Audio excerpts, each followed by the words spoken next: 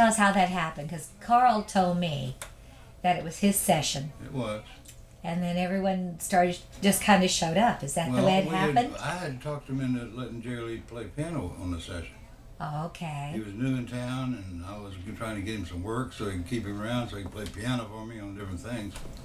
And his first record had been out, you know, so he... Anyway, that's the reason he was there, and Carl had invited his buddy Johnny Cash to drop by. That's the reason he was there.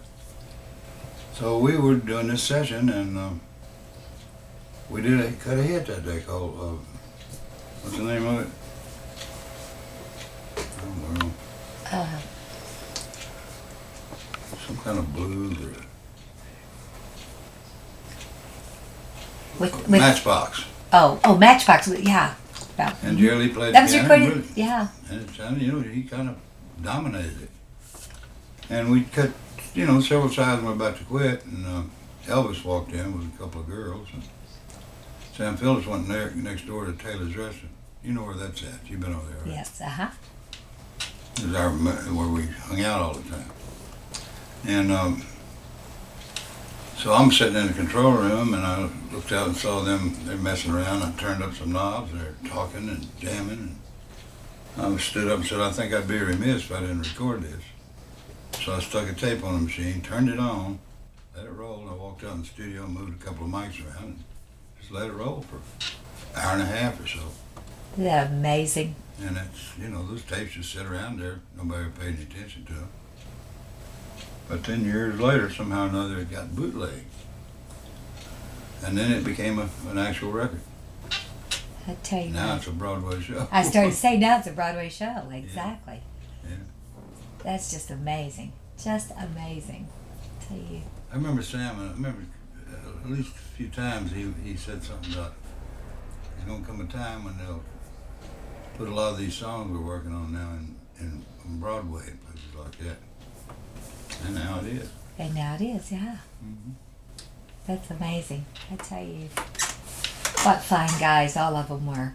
They were all just... Hey, when did you start working for Sam? When did I what? When did you start working with Sam and kind of in the studio? 1956. In 56. And you were playing at the same time?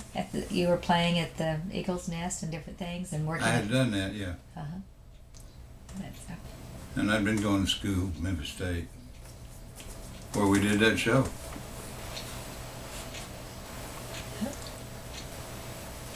I think it's just too cool. It just amazes me how you all just kind of knew what everyone wanted to hear. Well, You know, and it was all raw, and it was all new stuff, and yeah. that's, you know, it's just amazing. I look at Sam Phillips and did Sam play any type of instrument at all? Mm-mm. I didn't think he ever played anything. He just had an ear for those that did. Mm-hmm. He sang a little bass, I think, and gospel stuff. Should have been a minister. Yeah, he could have been. He could have been. Should have been a preacher too. I would think so. But you know, Carl was telling me, he said that the first time he went to Sun Studio and met Sam, he had taken, he was going to do a little audition for him. Mm-hmm. And he took W.S. Holland with him, and they were setting up, and I guess Sam said, you know, I'm not real crazy about drums. Mm-hmm. And Carl said, well, Mr. Phillips, W.S. doesn't play very loud, because W.S. didn't play at all. W.S. told me, he said, I didn't know how to play the drums at all. He was... Yeah, that's right. He faked it. Well, he just started playing them. Yeah. I did the same thing. You know. Oh, did you do the same? Yeah, I got a set of drums one time. I never did learn the rolls or anything, but I could play. Uh-huh. Well, I don't. W.S. told me, he said, you know, no one can use my drums because he said he sets them up incorrectly. He doesn't set them up right. He said, I guess he's left-handed or something and so he sets them up. Yeah. And he said, no one can really, you know, use my drums after I've set them up just taught himself to play and ended up with Carl and then with Johnny Cash. Not a bad gig. Mm-hmm. So you just kind of taught yourself as well. Yeah, I had a good sense of rhythm. Yeah. Just got me a little set of drums and started playing it, and then I started playing with some hillbilly, groups and stuff. I was still doing that when I went to work at Sun. Yeah. In fact, I played the bass drum on Big River, and I played that guitar there at the same time. On Big River. Yeah. Yeah. And that's the guitar that Elvis played? Mm-hmm. What'd you think about Elvis the first time you saw him? I thought he was great. That was great? Every time I heard him, I thought he was great. Yeah. Like everybody else did. Yes. I remember I had moved back to Memphis. I'd been playing in Washington. I got discharged in Washington, D.C. from the Marine Corps. Mm-hmm. And I played around there for a while, and then I went to Wheeling, West Virginia, and then to Boston. And I got pretty chilly up in Boston. Thought I didn't want to go back. Thaw out in Memphis a while, and then I was going to go back to D.C. But I got back to Memphis and got involved and never did go back. Stayed in a good place. Mm-hmm. Just exactly. Yeah, I got a job teaching dance at Arthur Murray's. Oh, how fun is that? It was fun for a while. Then I got tired of it. I was a non-dancer. I went to go to the training class for 6 weeks, and I'm a dance instructor. Oh, that's awesome. That's awesome. Just exactly. I love dancing. Oh, that's my favorite thing. Yes, just exactly. Can you tango? No, but I'd love to learn. I'm cutting a tango on my next album. Are you? Yeah. Oh, Fernando's Hideaway. Remember that one? Yes. I know a dark, secluded Yes. place. Yeah. Oh, that's awesome. Tango. Wait, are you recording it now or are you just starting it? It's in progress. In progress? I clean off my desk here. I got a lot of it cut. I can't find it right now. Well, let me know as soon as it's out because I want a copy. Yeah, I remember when I'd been in Boston. I went back to Memphis, and I hadn't been there but I don't know, a month or so. And one morning I was staying with my parents, and I had a radio in my bedroom. One morning I turned it on, and this disc jockey, who was a morning disc jockey, said, "Here's that record everybody's been raving about." Oh, boom, boom. I loved it. Yes. And I tell you, by the end of the day, everybody in town was talking about Elvis. Yeah. I went out that night, around different places. I hung out, and they're all talking about Elvis. It was amazing. Yeah. How did he react to that?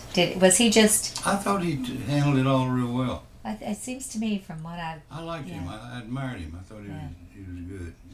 Handling himself. Scotty told me, he said, we could not start one song that he didn't know the lyrics to. Yeah. He said, I swear the boy knew every song that had ever been written. He said, it was just amazing. He said, I thought he looked a little funny when I first saw him. Yeah. Yeah, he used to come by Sun quite a lot. Yeah. It was a homing instinct. It was, absolutely. Mm-hmm. In fact, he came in one morning, nobody was there but me. I was back in the control room, and he came back and said, "Jack, I'm going in the Army." And we talked about it, and I told him that I'd been in the Marine Corps for 4 years, and I thought it was really a good experience. Really one of the best things I ever did. And it seemed like when he left, he's kind of gung-ho. Yeah, kind of gung-ho do with it. it. Yeah. Yeah. But I had the feeling that he had been home and nobody was there, and he wanted to tell it to somebody. Tell somebody. Mm-hmm. And he came in. I'm the only one there. We used to drop by pretty often. Thank goodness you were there because you could kind of give him some advice on your experiences. Yeah. Yeah, he seemed like he's kind of Yeah. charged up about it a little bit. Yeah. I think he enjoyed the Army. I think he really did. Yeah. He enjoyed it. So, I think he only played sick one time. From what I've heard, he only played sick one time. Is that right? So they were going to maneuvers out in the snow, and he all of a sudden got a really bad sore throat. Mm. And so they put him in the what's the hospital called in the army or whatever? What's it called? What the hell do they call it? Infirmary? Infirmary, I think it is. I think it's infirmary, isn't it? The infirmary? No. What do they call it? That's one of the names, but it's another name. I can't think, but anyway, but he faked it one time, so he didn't have to go out and sleep in the snow. But usually he went and slept in the snow. But yeah, because what's your favorite song? A favorite song that you've recorded? Any of your favorites? Not a whole lot shaking. I still like to hear that. You know? Yeah. It's one of those things we did in one take. In one take? Yeah. We'd been working on a song I wrote called It'll Be Me. And I was getting tired of it, you know, it wasn't happening yet. I went out in the studio and said, why don't we get off this a while, Jerry, we come back to it later. And his bass player, who was also his cousin. Kenny? No, it wasn't Kenny? JW something. J. Yeah, I know you're talking about. I'm thinking Kenny was related to Sam, so that's, yeah. And anyway, we'd been cutting It'll Be Me, and I had the mics set up for it, you know, so we just did it. A whole lot of shaking. That's the first time I ever heard it. We recorded it. One take. That was it. A hit was made. Mm-hmm.